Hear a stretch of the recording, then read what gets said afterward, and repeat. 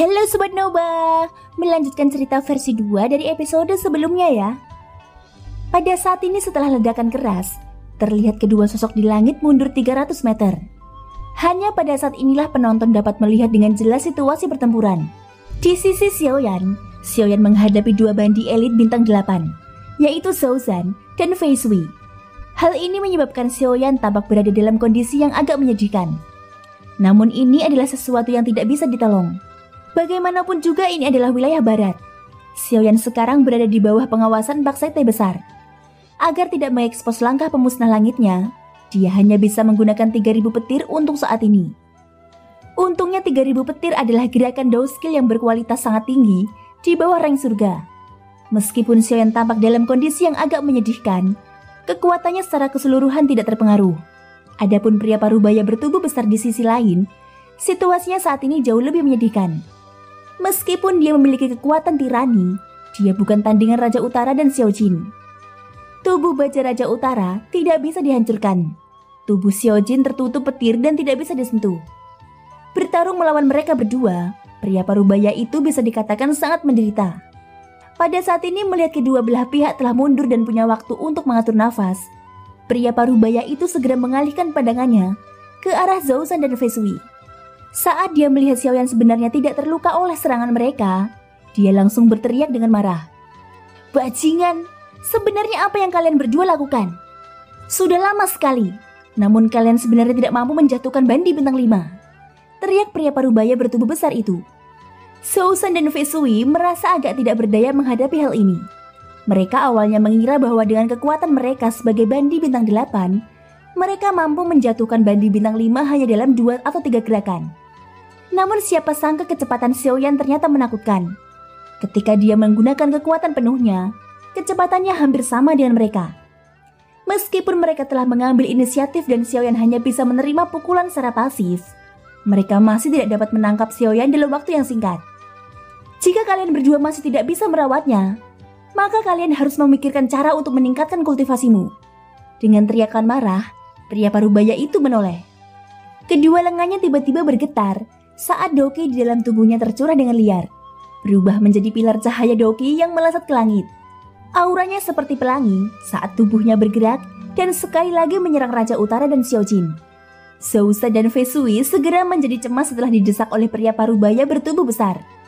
Mereka berbalik dan berteriak dengan keras kepada Xiaoyan. Oh, Anda sangat ingin saya menyerang. Sudut mulut Xiaoyan melengkung menjadi senyuman lucu saat dia mencibir. Kamu hanyalah bandi bintang 5. Mengapa kami berdua takut padamu? Selama kamu tidak menghindar, aku jamin kami akan menjatuhkanmu dalam satu gerakan. Teriak keduanya. Hentikan omong kosong itu. Jika kamu ingin menangkapku, datanglah padaku. Mari kita lihat apa yang bisa kamu lakukan padaku, meskipun aku tidak menghindar. Ucap Xiaoyan. Dia melambaikan tangannya dan api surgawi menyembur keluar dari telapak tangannya. Itu berubah menjadi 2 naga api berwarna-warni dan masing-masing menyerang Zhou Zhan dan Fei Shui. Itu hanya trik kecil. Beraninya kamu bermain-main dengan kami bandi bintang 8. Kamu hanya mendekati kematian. Zhou Zhan mencibir saat melihat ini.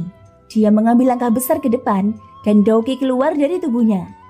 Kelima jarinya membentuk kepalan dan Doki dengan cepat mengembun di telapak tangannya. Doki mengembun menjadi hiu biru es di permukaan kulitnya. Dia membayangkan pukulan ke salah satu naga api. Kamu benar-benar penuh omong kosong. Kamu tidak puas. Kalau begitu coba ini, ucap Xiaoyan. Kedua naga api itu memang dibunuh oleh Zhou Zhan dan Fei Shui.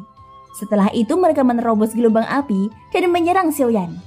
Namun pada saat mereka berdua keluar dari gelombang api, yang masuk ke mata mereka adalah 2 Xiaoyan. Adegan ini menyebabkan ekspresi wajah mereka membeku. Pada saat mereka sadar kembali, Xiaoyan dan avatarnya telah memadatkan reinkarnasi api Buddha marah.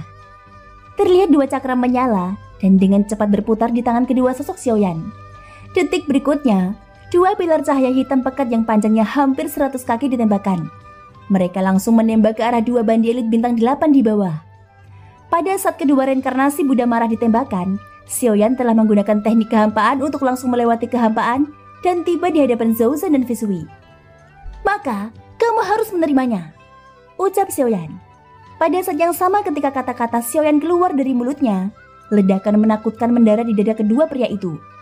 Bum bum! Setelah dua ledakan tersebut, semua orang di kota Zamrud hanya bisa melihat dua pilar cahaya hitam pekat turun dari langit. Itu seperti meteorit yang dengan kejam menabrak kota Zamrud. Dengan serangan ini, lebih dari separuh kota mulai bergetar. Saat ini semua orang di kota mengalihkan pandangan mereka ke arah gerbang timur kota hijau Zamrud. Tempat itu adalah di mana Xiaoyan dan yang lainnya bertempur. Banyak orang sudah bergegas dan berkumpul di sana. Dalam waktu singkat, prestasi Xiaoyan telah menyebar ke lebih dari separuh kota hijau Zamrud. Saat kerumunan sedang mendiskusikan Xiaoyan, mata Xiaoyan menyipit dan menatap awan debu tebal di bawah. Ekspresi wajahnya tidak terlihat sombong karena dia menang dengan sekali serangan.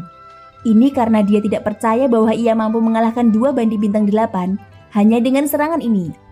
Tentu saja di mata orang banyak di bawah, itu bisa dikatakan mengejutkan dunia.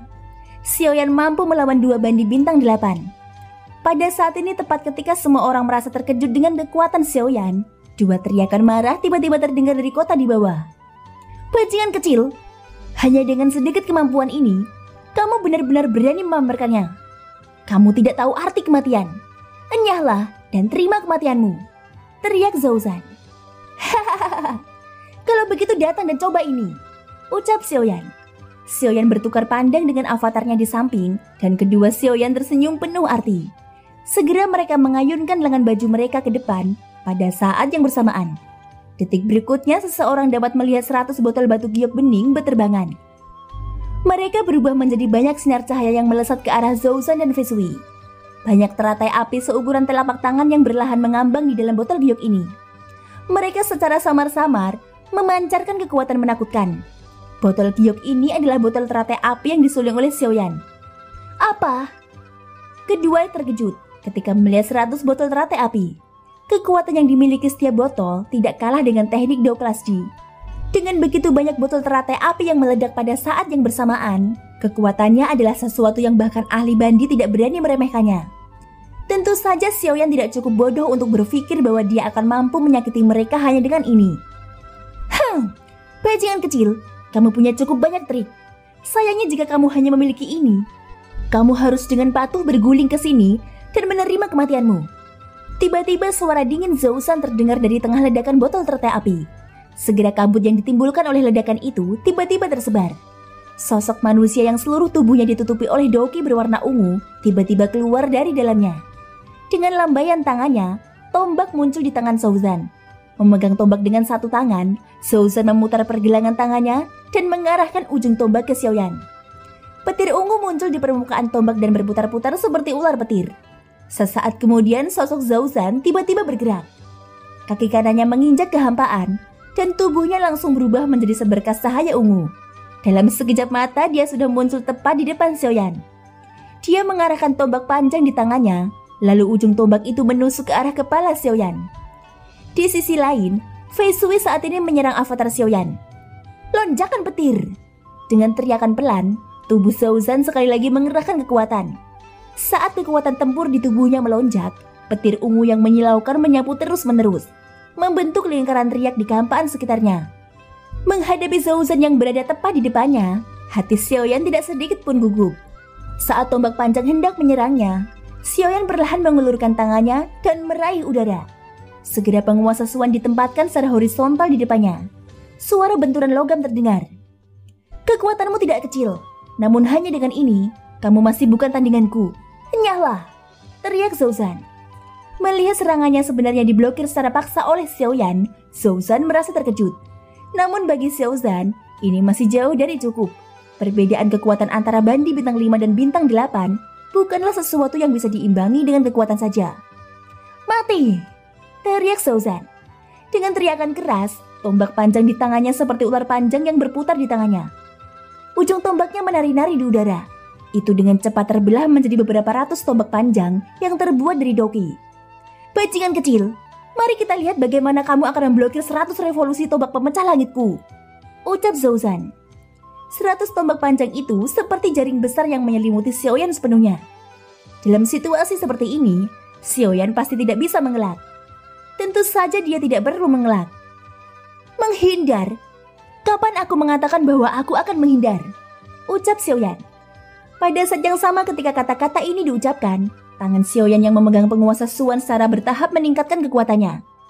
Daoki di dalam tubuhnya dengan cepat melonjak dan menyatu menjadi penguasa besar di tangannya. Saat dia mengangkat kepalanya, nyala api keluar dengan keras dari mata Xiaoyan. Seperti anak panah yang menembus awan. Itu membakar dua tombak panjang yang diarahkan ke Xiaoyan sehingga menjadi ketiadaan. Detik berikutnya pada saat 100 tombak panjang mendekati tubuh Xiaoyan tiba-tiba mengayunkan penguasa Suan besar di tangannya. Di tangan Xiaoyan, kelenturan penguasa Suan itu jauh melampaui tombak panjang Zhouzhan. Ini adalah sesuatu yang bahkan Zhouzhan tidak bisa menahan perasaan heran di dalam hatinya. Penguasa Suan besar itu terbang di tangan Xiaoyan seperti benda ringan. Ujung penguasa yang tumpul menjatuhkan semua tombak panjang. Tombak panjang itu berubah menjadi titik energi yang memenuhi langit dan menghilang ke udara. Ekspresi Zhouzhan berubah jelek saat dia meluntur selangkah. Sedangkan mata Xiaoyan tampak acuh tak acuh ketika mengirim terbang ke tombak panjang terakhirnya. Tak disangka serangannya yang tidak memiliki kelemahan ini justru bisa dikalahkan oleh tangan Xiaoyan. Hal yang paling membuatnya kehilangan muka adalah ratusan tombak panjang ini tidak mampu menembus pertahanan penguasa besar di tangan Xiaoyan. Bajingan kecil, lihat apakah aku tidak merawatmu secara pribadi. Dengan teriakan marah, tubuh Zhouzhan tiba-tiba melintas dan muncul di depan Xiaoyan. Dia melambaikan tangannya dan tombak panjang di tangannya tersapu. Ujung tombak yang tajam mengeluarkan cahaya petir ungu di udara.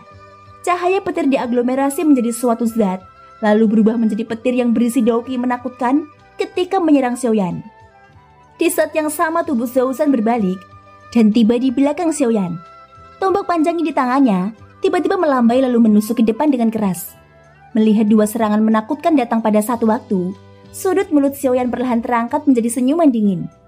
Kedua matanya menyipit saat dia membalikan tangannya dan mengembalikan penguasa Suan ke cincin penyimpanannya.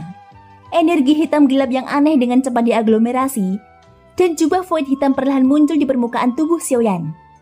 Aku sudah cukup bermain denganmu. Sekarang aku akan menghabisimu sekaligus, ucap Xiaoyan.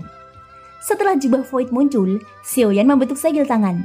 Menyusul kemunculan segel ini, 6 tenda spasial yang diaglomerasi dari teknik kehampaan dalam jarak 100 meter perlahan muncul. 6 tenda mengelilingi Xiaoyan dari 6 arah berbeda. Setelah kemunculan 6 tenda, wajah Xiaoyan dengan cepat berubah pucat. Jelas sekali menggunakan tenda spasial sangat menguras tubuhnya. Pada saat ke-6 tenda itu benar-benar diaglomerasi, tombak panjang Zhouzhan sudah berjarak kurang dari 1 inci dari dahi Xiaoyan.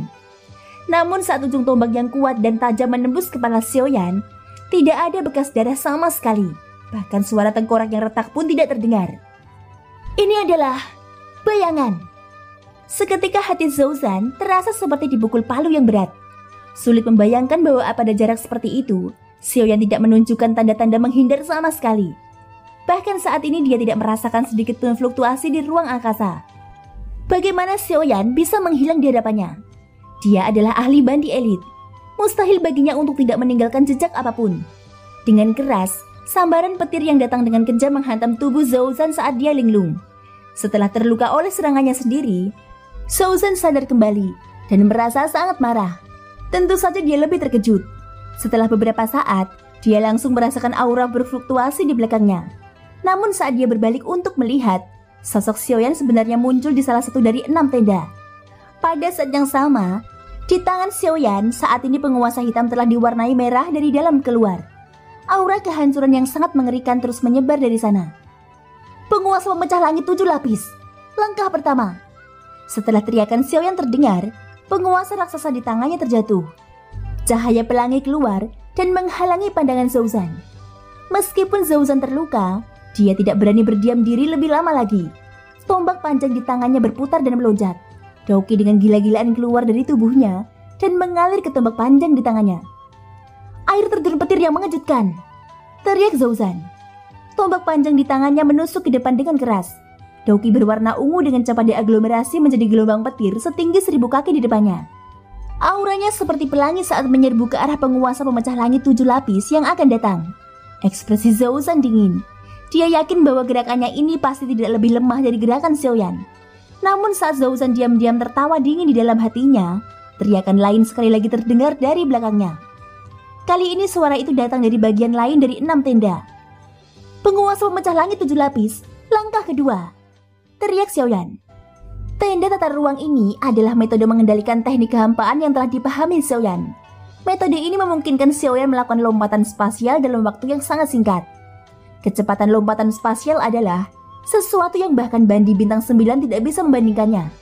Oleh karena itu, ini bisa dikatakan sebagai salah satu kartu truf andalan Xiaoyan. Dengan kemampuan Xiaoyan saat ini, dia hanya mampu membentuk tenda tata ruang dalam jarak 100 meter darinya. Penguasa pemecah langit 7 lapis, langkah kelima. Sosok Xiaoyan yang menghilang beberapa saat yang lalu, sekali lagi muncul di langit. Di saat yang sama, salah satu dari 6 tenda juga menghilang. Begitu Xiaoyan muncul, penguasa suan berat yang lebar di tangannya terjatuh dengan keras. Teriakan pelan keluar dari mulut Xiaoyan. Cahaya doki merah terang tiba-tiba muncul dari ujung penguasa besar itu. Itu membumbung tinggi bersama angin dan berubah menjadi cahaya penguasa sepanjang 1000 kaki. Tembakannya langsung ke arah Zhou Zhan yang saat ini menghalangi cahaya penguasa keempat. Boom! Setelah serangan diayunkan, cahaya penguasa ditembakkan. Zhou Zhan tidak bisa mengelak tepat waktu. Penguasa ini sepenuhnya mendarat di tubuhnya. Kekuatan menakutkan yang dikandungnya juga meletus sepenuhnya pada saat ini. Saat ledakan yang intens terdengar, tubuh Zhou Zhan juga terbang mundur tak terkendali. Seteguk besar darah tanpa sadar keluar dari mulutnya. Aura seluruh tubuhnya juga menjadi lemah. Menerima langkah kelima dalam waktu sesingkat itu sudah menjadi beban yang cukup besar baginya. Selain itu, setiap serangan penguasa Xiaoyan setara dengan keterampilan Dao kelas manusia. Dengan cara ini, meskipun Zhou Zhan adalah seorang bandi bintang 8, dia masih tidak dapat menanggungnya. Ketika adegan ini muncul, kerumunan di bawah tidak bisa menahan diri untuk tidak mengeluarkan serangkaian suara mendesis. Meskipun mereka telah mendengar berbagai pencapaian pertempuran Xiaoyan, hati mereka masih sangat terkejut ketika melihatnya sendiri. Nama Yan Xiao dengan cepat terukir di hati semua orang di kota hijau Zamrud. Dibandingkan dengan keterkejutan penonton, Xiaoyan jauh lebih tenang. Meskipun dia juga sangat percaya diri bahwa langkah kelima miliknya mampu menyakiti Zhou Zhan, namun itu masih kurang jika dia ingin melukainya secara serius. Jadi setelah serangan kelima, Xiaoyan tidak berani ragu.